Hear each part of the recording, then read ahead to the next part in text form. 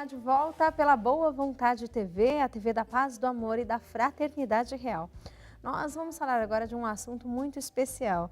E hoje o programa Vida Plena, ele destaca a prevenção e o tratamento dos problemas endócrinos nos animais de estimação. Isso mesmo, eles fazem parte da família e é por isso que saber como cuidar é fundamental. Antes de ter um animal de estimação, durante o cuidado com ele também. A informação de qualidade você encontra aqui, pode fazer as suas perguntas. Fique à vontade, 3358-6802, código 11 ou 0800-7707-940. Quem responde às nossas dúvidas, de volta aos nossos estúdios, é o médico veterinário homeopata, Dr. Marcos Fernandes. Bom dia. Bom dia, Marcos, Tamara. muito obrigada pela presença. Eu que agradeço mais uma vez aqui no seu programa Vida Plena. Primeiramente, fale sobre a importância dos hormônios para o bom funcionamento do organismo dos animais de estimação também. As pessoas, elas pensam que realmente só as pessoas podem e devem cuidar, prevenir e tratar esses problemas, mas não, os animais também. É verdade, Tamara. Olha, os hormônios são super importantes no nosso metabolismo. Não tem como nós termos uma fisiologia, um bom funcionamento orgânico com a ausência desses hormônios, dessas substâncias produzidas pelo organismo. Então, eles são simplesmente essenciais à nossa vida. E nos animais não é diferente? De forma alguma. Nos animais é a mesma situação. Eles necessitam dos hormônios para continuar vivendo. Dos animais domésticos, Dr. Marcos, mais comuns, quais são os que mais sofrem com os distúrbios hormonais? Olha, na verdade, os que mais sofrem, os que mais nós diagnosticamos os quadros são os cães. Até pela facilidade de diagnóstico, as pessoas levam esses animais mais ao veterinário. Mas nós imaginamos que todos os animais sofrem de problemas endócrinos. Os cães, os gatos, os pássaros. Os pássaros sofrem também muito. Especialmente hoje que existe uma moda das pessoas terem as calopsitas. Sim. São aquelas aves das famílias dos papagaios, né? E a pessoa quer dar vida de gente para esses animais. Então, em vez deles dormirem às 6, 7 da noite, se recolherem e descansarem, não. Esses animais ficam assistindo televisão, ficam participando ativamente. Assistindo televisão. Ficam participando ativamente do jantar. Então, eles vão dormir, às vezes, 11, meia-noite. E isso traz um problema sério, porque esses animais, eles recebem a luz dentro do olho que atinge uma glândula chamada glândula pineal, que é a glândula mestre do organismo que comanda todas as outras glândulas. Tanto é verdade que quando nós queremos aumentar a produção de ovos numa granja, nós deixamos a luz acesa por cerca de 1 hora para que os animais tenham a impressão que é dia e acelerem o seu metabolismo para aumentar a produção dos ovos. Então, as aves hoje são animais que estão sofrendo muito das doenças endócrinas justamente por culpa dessa condição de humanização que o homem dá a esses animais. Mas, doutor Marcos, as pessoas que estão em casa, imagine só, elas têm uma vida muito corrida. Realmente, a maioria das pessoas dorme esse horário, às 10, 11 horas da noite. É possível dar qualidade de vida também para o pássaro, para o animal de estimação, sendo que ele precisa dormir antes, mesmo tendo essa vida estressante, a pessoa, o animal, ele não fica junto com o dono? Não é possível você fazer com que o animal durma antes? É possível. Tanto é verdade que nós orientamos para que assim que o sol se põe, a pessoa recolha o pássaro num quartinho, num banheirinho, cubra a gaiola e deixe ele dormir a noite toda. O animal ele acorda com o sol e vai dormir com o sol.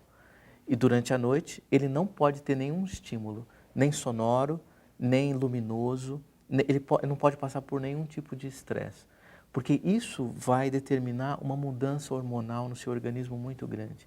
Então, atualmente, os campeões de audiência em consultório de problemas endócrinos, por incrível que pareça, são as aves. Que interessante. Isso acontece com as calopsitas também, como você destacou. Acontece com as calopsitas.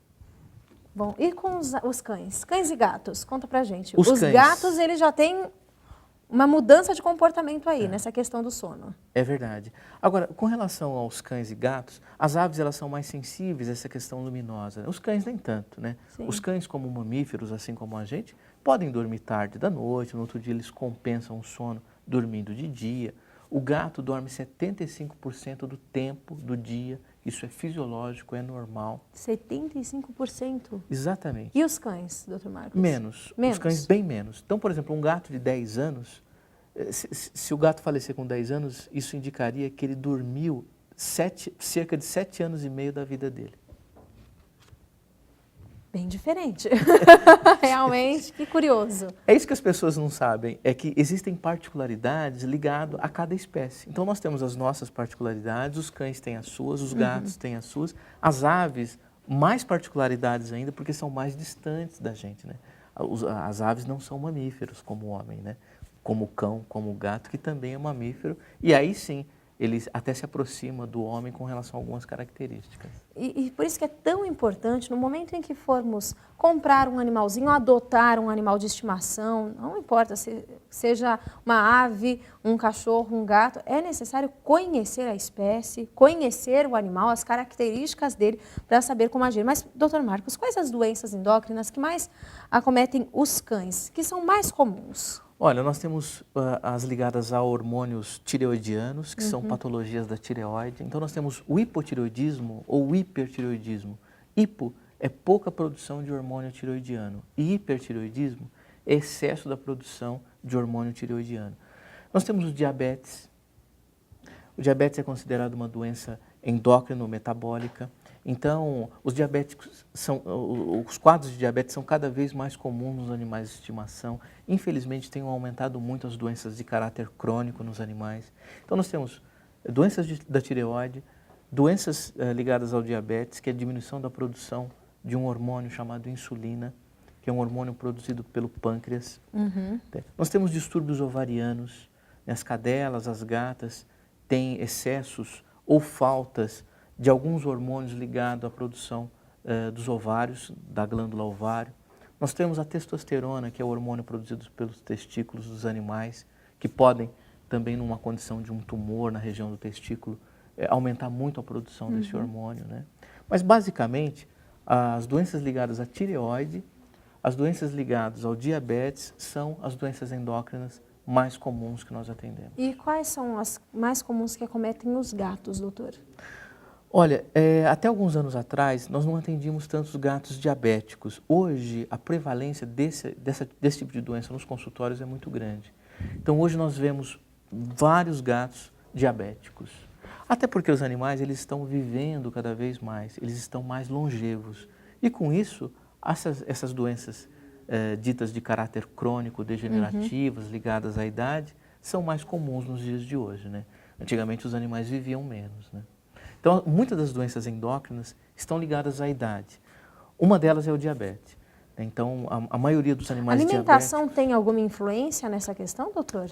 Tem, mas é secundário. Secundário. A maioria das causas dessas doenças são predisposições genéticas. Vêm de heranças dos pais e das mães ou dos avós. Existem raças que têm mais predisposição para desenvolver?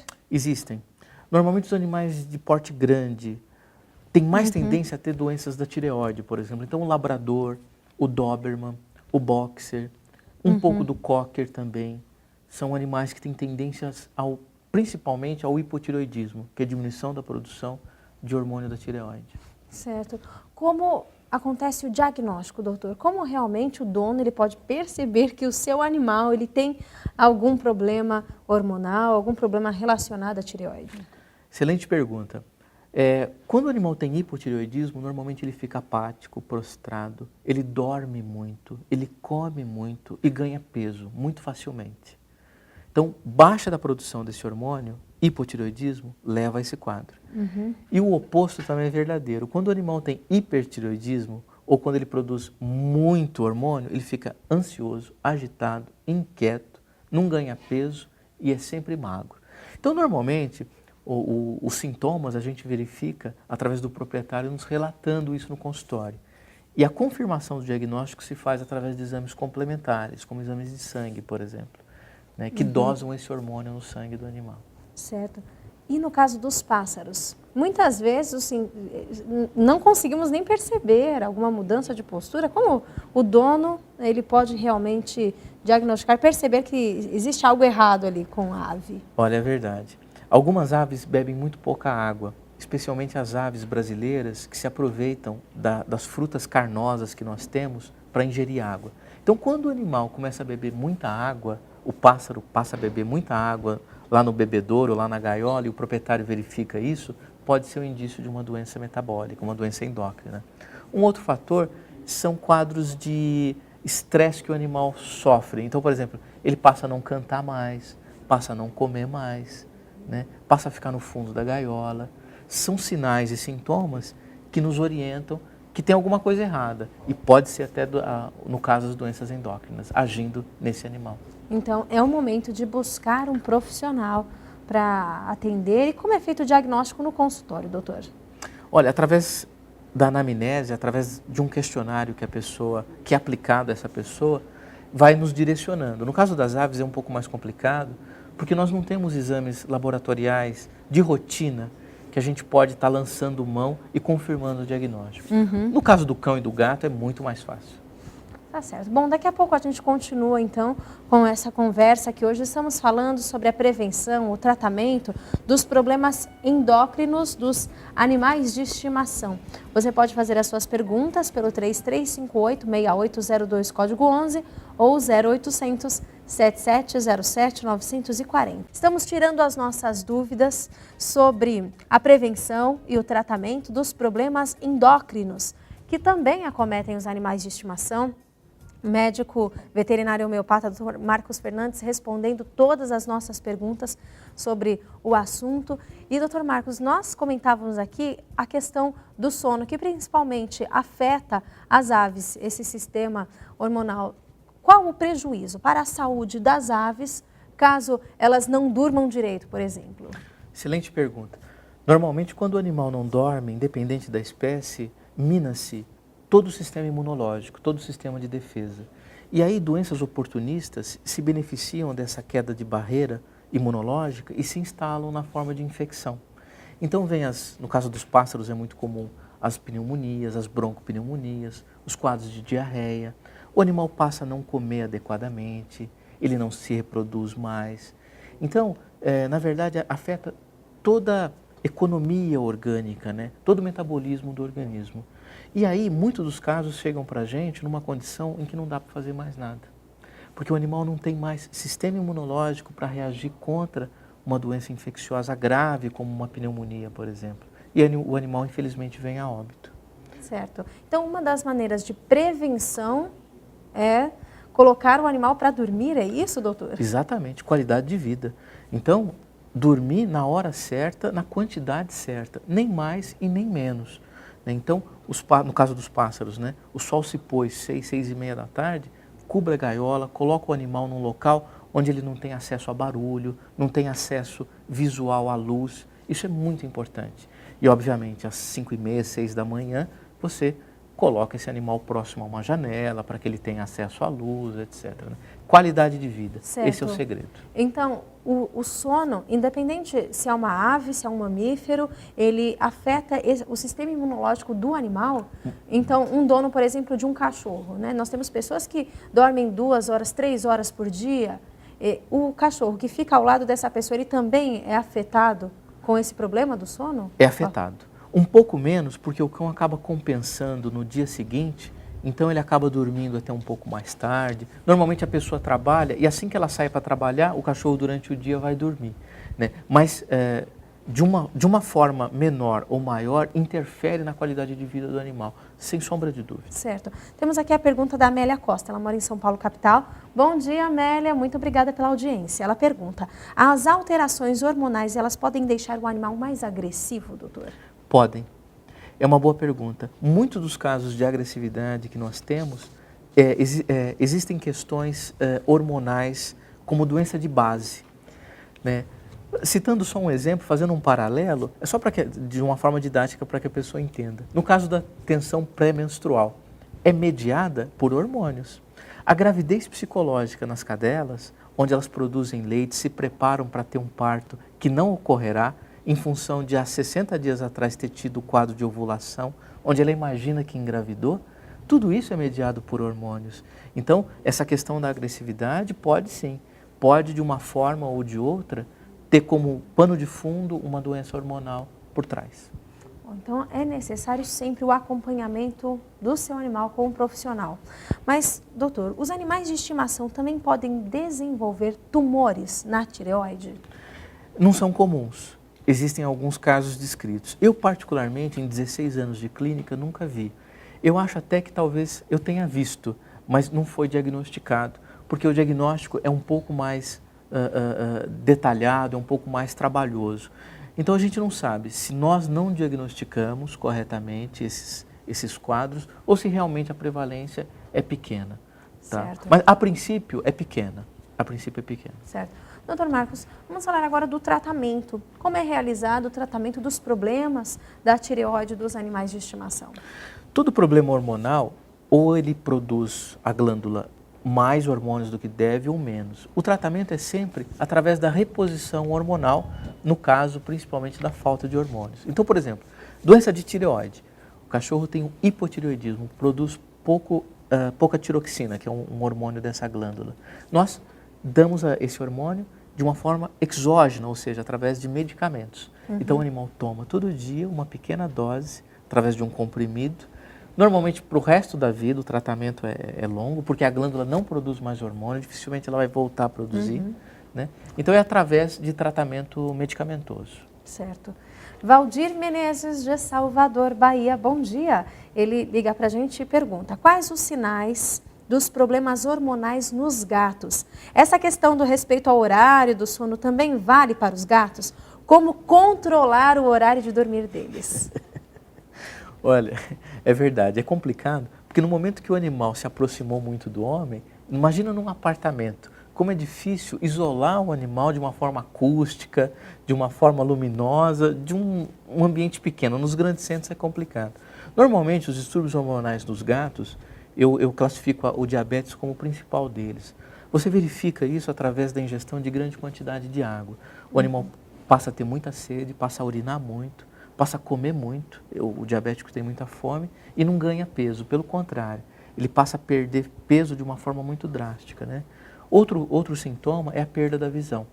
Se for um diabetes muito agudo, você vai verificar no animal que ele está com dificuldade de localizar objetos, localizar alimentos. Né? Normalmente são quadros de catarata que acometem o animal ou doenças de retina, fruto de uma descompensação grande de glicose no sangue. Então, normalmente em gato, sede, muita urina, muita fome e perda de peso. Então, o sono não afeta tanto? O sono não afeta tanto o gato, né? Porque o gato ele compensa de uma outra forma. E ele forma. não tem um horário correto para dormir? Não tem um horário correto para dormir. Então, Valdir, qualquer outra dúvida, ligue para a gente, entre em contato, 3358-6802, código 11, ou 0800 7707 940.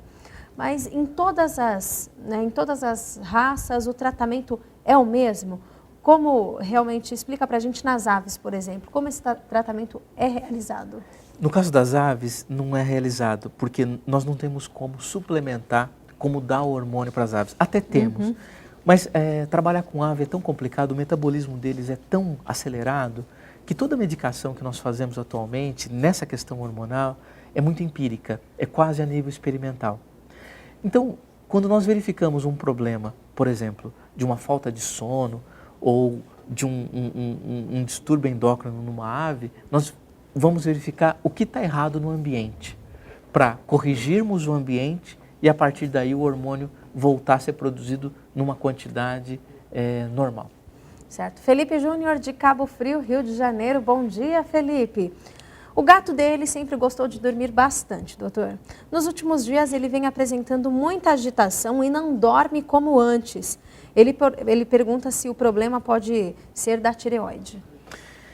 Pode, mas eu acho que não.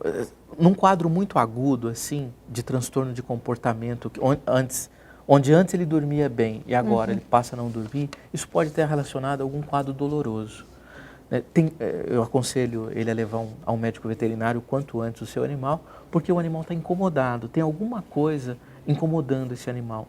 Então verificar se não tem aí um quadro de cistite muito comum nos gatos, se for um animal de mais idade, às vezes algum problema de coluna, algum quadro ortopédico, tem alguma coisa o incomodando.